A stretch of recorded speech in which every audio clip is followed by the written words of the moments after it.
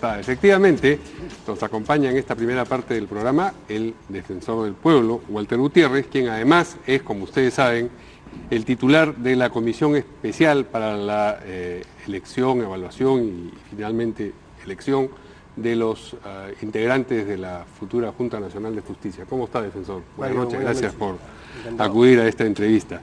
Efectivamente, como decía Verónica, lo que ha ocurrido hace 2 días, se iba a proclamar y iba a jurar el único de los 14 integrantes que necesita, 7 titulares y 7 suplentes, la Junta Nacional de Justicia, y horas antes eso fue suspendido.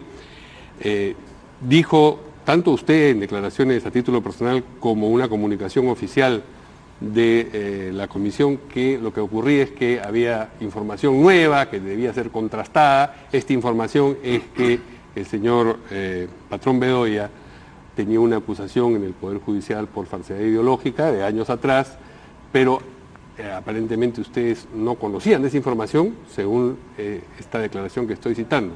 El señor Patrón Bedoya, sin embargo, dice que ya el 18 él había respondido a preguntas de ustedes sobre este asunto. Lo primero que necesitamos saber en consecuencia es en qué momento se entera la comisión de estos asuntos pendientes del señor Patrón Bedoya. Mario, usted ha dicho bien, nosotros cuando anunciamos que se iba a evaluar información que había llegado a última hora, es información que había llegado a última hora, y no nos estamos refiriendo a ese caso, que en efecto tenía ya un tiempo. Pero daba la impresión, pues, o sea, si justo sale ese caso y ustedes dicen información reciente en términos generales y nos dicen, no es esta, sino es esta otra que tenemos que evaluar, se produce la confusión. Pero permítame que le explique. Sí. Es que estoy tratando justamente de puntualizar a qué información nos referimos. Resulta que el doctor Patrón Bedoya, en efecto, tenía otros procesos en curso, no este. Que el día de ayer, además también por los medios se han hecho públicos, pero nosotros los conocimos temprano el día de la juramentación. Y esta información es la que teníamos que contrastar, teníamos que evaluar. Cuando estamos haciendo ese proceso de contrastación, el señor Patrón Bedoya renuncia en el curso del día de ayer. Sí. Y nosotros ya la hemos contrastado y en efecto tiene ese proceso abierto. Por lo tanto, ya nuestra decisión iba a ir en esa línea. Entonces, pero se trata de una nueva información. Ahora, la otra información, ¿cuándo la conocieron y por qué no la conoció la ciudadanía en el mismo momento que la conocieron ustedes? De hecho, en la entrevista que fue televisada se habló de esa información. De manera que no es que nosotros, no es que no la conociéramos, ya la conocíamos. Sí la conocieron. De hecho, como le estoy diciendo, en las pruebas de confianza se hizo referencia a este tema. ¿Y ustedes quedaron satisfechos con las explicaciones? ¿No era esa una objeción para que el señor Patrón conformase la Junta Nacional de Justicia? Sí, lo que sucede es que estábamos hablando de un proceso que, cuando nosotros hurgamos en los sistemas, estamos hablando de delitos muy graves. Por ejemplo, terrorismo, lavado de activos, violencia contra la mujer, porque los demás procesos no son precisamente fuente de acceso directo, porque yo no puedo buscar Mario Ghibellini y voy a encontrar, tendría que tener el número si es que es un proceso y no estamos hablando de una sentencia. De manera que en el caso específico, este caso específico, ya él nos había señalado que había prescrito, pero además estamos hablando de un tema que, si bien es cierto, está criminalizado, era un tema que tenía evidentes características administrativas. El señor es un funcionario, o ha sido un funcionario de 40 y tantos años, un profesor universitario de una importante y larga trayectoria, que ustedes lo han visto en desempeñarse en la entrevista personal. Y este era un tema que, si bien es cierto, podía caer dentro de un tipo penal, no es que fuera un tema, digamos... No es de los delitos más graves, es un problema de falsedad ideológica. Estaba cobrando la jubilación en el Jurado Nacional. Eso de que estaba cobrando es que todavía, como le digo, estaba todavía, él la señalaba que había prescrito, pero... ¿Y eso era satisfactorio para ustedes? ¿A ustedes les parecía adecuado inaugurar la Junta Nacional de Justicia con el primer miembro, que era muy simbólico de un esfuerzo que había tenido varios contratiempos en el camino, a una persona que tenía esta acusación en el Poder Judicial, déjeme que le cuente... así no fuera, digamos, por lavado de activos? Mire, déjeme que le diga algo. El día de hoy, a través de los medios también hemos conocido que un delincuente muy ranqueado ha sido liberado. Así es. ¿Por qué ha sido liberado? Hace 2 semanas en realidad salió. Bueno, pero lo sí. acabamos de conocer, tanto peor, ¿no? Sí. ¿Por qué ha sido liberado? Ha sido liberado precisamente porque este señor, si bien es cierto, el juez informó al INPE, el INPE esta información no la tiene, digamos, en línea con el registro de condenados. ¿Qué le quiero decir con esto? Lo que le estoy tratando de decir es que tenemos sistemas de información que no funcionan. La información, esa información es de un condenado que ya tiene más de 1 año de condenado. Y todo el sistema no lo ha conocido. Nosotros en la comisión especial no hemos podido tener acceso a toda la información. El sistema de justicia tiene diversos sistemas de información que no conversan entre ellos. ¿Y ustedes sabían que tenían esos problemas de información antes de aprobar a cada uno, al único entrevistado? ¿Sabían que podían estar aprobándolo sin contar con los elementos literalmente de juicio necesarios? Es que la verdad, uno de los grandes problemas de este proceso son los tiempos. A nosotros nos dieron 90 días. Sí. De esos 90 días, cerca de 45, 60 días se han utilizado para poder implementar todo el proceso. Y mire usted, en un caso que no digo que sea muchísimo más, menos grave que el que nos ha acontecido a nosotros, pero este es sumamente grave. Mire, el del INPE y el sicario que ha salido. Lo que estoy diciendo es que esta es la razón por la cual se hace una reforma de la justicia. Sí. Porque se necesita que se genere información, se necesita cierta operatividad entre los sistemas. Nosotros, como comisión, prácticamente estamos avanzando sin suficiente información. Una de las cosas que vamos a proponer... ¿Están avanzando a tientas entonces, diría usted? Sí, en cierto modo, porque, mire, no nos vamos a engañar, Mario. No, usted es una persona que conoce la realidad del país. Sí. ¿Usted cree que este es un Estado que genera información? ¿Usted cree que es un sistema que produce información? No es así. Me acaba de decir que hace 2 semanas lo han sí, hace 2 semanas. y nos acabamos de informar. Un tema que no es grave, es gravísimo.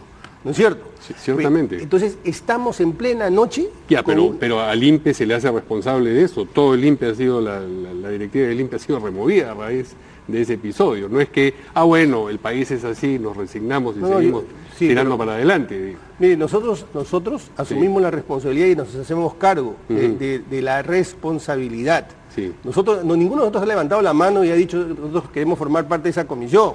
Nosotros asumimos la responsabilidad, pero dentro de las limitaciones que también a su tiempo son una realidad. Esta es una realidad, no generamos información, no tenemos información. Para esta nueva etapa vamos a pedir que la comisión tenga acceso directo a los sistemas.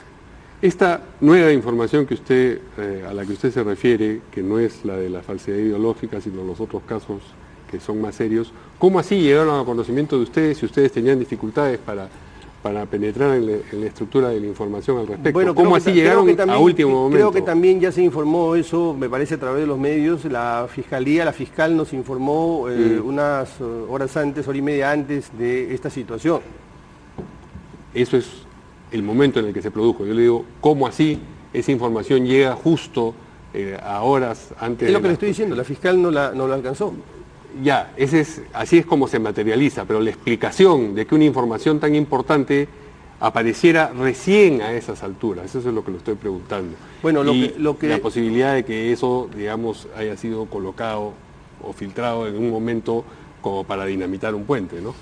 Muy bien, yo creo que usted está caminando la misma reflexión que hemos hecho nosotros. En todo cambio, y este es un cambio importante, toda reforma, esta no es la primera reforma. Mire, la última de mayor importancia probablemente sea la de la Seriajuz, que no voy a decir que fracasó, pero se quedó en el camino, ¿no es cierto? Con todo el esfuerzo que se hizo. En todo cambio, hay quienes promovemos el cambio y hay quienes detienen el cambio. Y yo estoy seguro que desde fuera del sistema hay mucha gente que no le interesa el cambio. y hay gente que promueve el cambio. Y dentro del sistema hay gente que detiene el cambio y gente que impulsa el cambio. Quienes estamos en la comisión especial impulsamos este cambio. Pero también hay resistencias. Nunca va a haber cambio. Mira, recuerdo que en la época de Seriajú yo señalé un tema, y era este. Si no logramos involucrar a los mandos intermedios en el cambio, no va a haber cambio. Eso pasa en cualquier organización más o menos grande. Y usted entonces yo le digo, se explica que directamente le digo, sin rodeos y ambajes, que hay resistencias para el cambio en toda esta organización. Y esa resistencia es la que explica la demora en la aparición de esta información. Yo en este momento no le puedo dar una explicación así absolutamente certera. Es una reflexión y explicación que lo hago a título personal. Entiendo. Nosotros vamos a tener una reunión la próxima semana para hacer un balance de todo esto, pero desde luego ahí vamos a hacer un recuento también de los errores que se han cometido. No es uno, son varios errores que se han cometido. Claro, una prueba de la que de 104 aprueban 3 era un problema en sí mismo también, ¿no es cierto? Sin duda, pero una de las razones por las que se diseñó la prueba, que hoy a estas alturas le diría que de ninguna manera la repetiríamos, tenemos que buscar otros sistemas, es que usted ve que en el Congreso se ha presentado un amparo al Congreso de la República. Sí. Y podría haber una medida cautelar. ¿Qué le hace suponer que si al Congreso le presentan un amparo y le podría tener una medida cautelar, usted esté evaluando abogados? No tenga usted 100 amparos. Entonces la idea era... ¿Uno por examen? Sí, uno por examen. Esa fue una de las recomendaciones que se nos dio. Ya había sucedido. Entonces justamente, si usted introduce un elemento que tenga la posibilidad de interpretaciones y no sea objetivo, podría haber amparos. Okay, usted no está eligiendo médicos, sino abogados. Entendemos.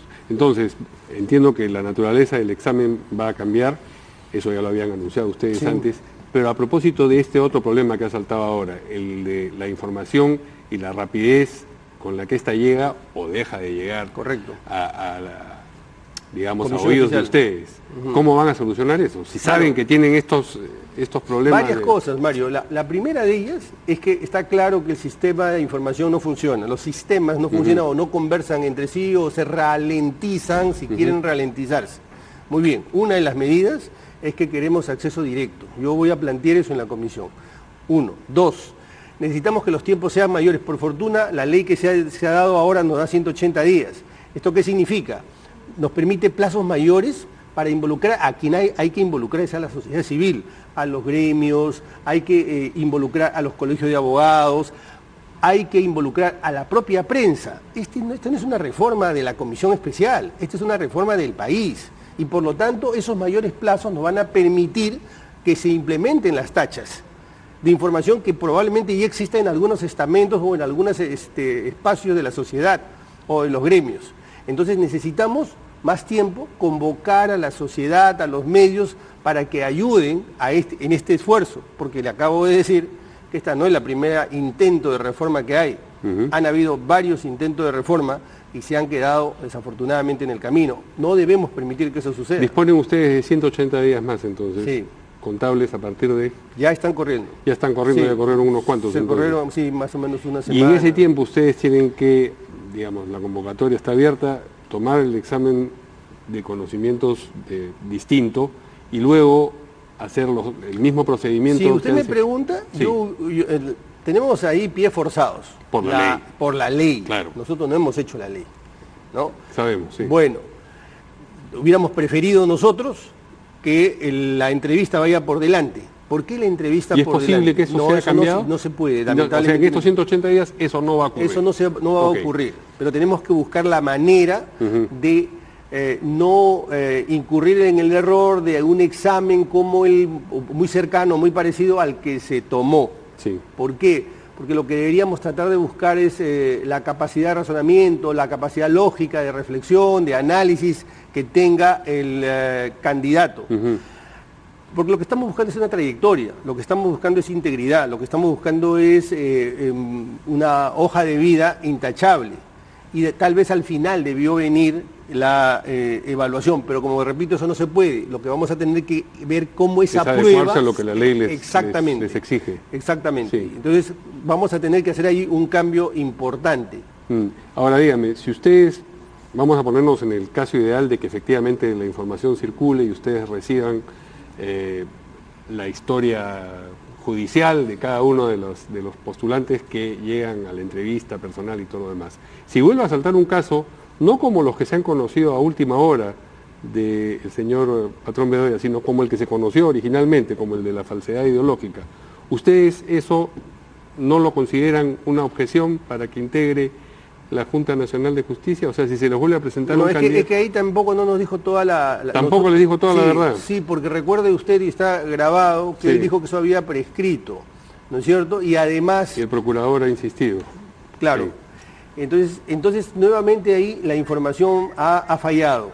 Yo creo que esto tiene mucho que ver también con el perfil. Los perfiles vamos a tener que ajustarlos un poco más. Los perfiles nos han ayudado, por ejemplo, a evitar que determinados candidatos lleguen hasta el final. Es el caso de algunos de los que pasaron. Entonces, pero creo que el ajuste de los perfiles y los criterios que estamos utilizando para evaluar también va a hacer que se tamice mejor, se filtre mejor. Pero ante un caso como ese... De nuevo, le digo que no. Quise decir que los filtros van a tener que ser mucho más estrictos. El nivel de exigencia que ustedes mismos... A nosotros nos estamos refiriendo, sí. Ayer ustedes se han reunido con el presidente, ustedes, es decir, es la comisión que a su vez integra lo que se llama el Consejo para la Reforma del Sistema de Justicia. Se han reunido con el presidente de la República. Sí. ¿Se habló del problema que se suscitó antes de ayer? No. ¿No se tocó el tema? No, porque, a ver, un detalle importante. Sí. El presidente del Consejo de Reforma es el presidente de la República. Sí. ¿No es cierto? Y esta es una comisión que tiene que guardar absoluta independencia. Se tocó tangencialmente el tema como tiene que tocarse. Porque es inverosímil que una cosa así de seria no fue tema de agenda, si es la pregunta. Pero es inevitable que se haya tocado el tema tangencialmente, porque esta es una comisión absolutamente independiente. El presidente abordó el tema, el presidente expresó su preocupación sobre... Ni siquiera en la sesión misma, le puedo decir hasta donde... digamos, en la antesala. En la antesala lo conversamos muy tangencialmente. Y que, hasta donde se puede saber, el presidente expresó la preocupación como creo que cualquier funcionario expresó su preocupación y la disposición de apoyar en el esfuerzo que está haciendo la comisión. Si usted tuviera que hacer un cálculo verosímil, realista, de cuándo vamos a tener una Junta Nacional de Justicia, ¿qué cantidad de meses le echaría? Yo diría que con las lecciones aprendidas, con los cambios que son necesarios, no creo que en menos de 4 meses. No en menos de 4 meses, pero de repente siguen más. Sí, por eso creo que entre 4 y 6 meses... Y mientras tanto, sigue la situación de, digamos, paralización, congelamiento de las actividades que tendría que desarrollar esa Junta y que desarrollaba antes mal, ciertamente, correcto, el Consejo Nacional de la Magistratura. No hay ninguna opción de interinato para que algunas de esas funciones sean... es que es muy discutible y sería... Discutible constitucionalmente. Sí, porque no se olvide que este es un órgano constitucional cuyas competencias nacen justamente de la Constitución. Entonces, si no es por una reforma constitucional, tendría que ser por una ley que técnicamente es inferior a la Constitución, una norma infraconstitucional, que usted le va a dar competencias a un órgano, a un ente, que en realidad son competencias nacidas de la Constitución. Luego, si usted lo sanciona, usted diría, esta institución no ha tenido las competencias. Sí. Entonces, este limbo desafortunadamente va a tener que continuar. En el Congreso han sido particularmente duros con lo que ha ocurrido. Han dicho que han fracasado. ¿Ustedes cómo encajan ese tipo de observaciones? ¿Ustedes sienten que ha habido un fracaso? ¿Que ha habido sencillamente un contratiempo? ¿Cómo definen la circunstancia, el trance por el que han pasado? A ver, lo que yo creo que se puede decir de la comisión, si estamos hablando de la comisión solamente, porque no solamente se trata de la comisión, ¿ya? Porque muchos de los que critican son autores de la ley. Sí. Muchos de los que critican dicen debería ser de esta manera, pero votaron en un sentido cuando hubo que votar y cuando nosotros planteamos que ni los plazos deberían ser... Pero ahí la respuesta es, en cualquier caso, es un fracaso compartido, le van a decir. Sí, pero ahora voy al tema. Yo creo que se le puede imputar muchas cosas a la comisión, pero lo que no se le puede imputar es que somos indulgentes. Al costo que esto signifique.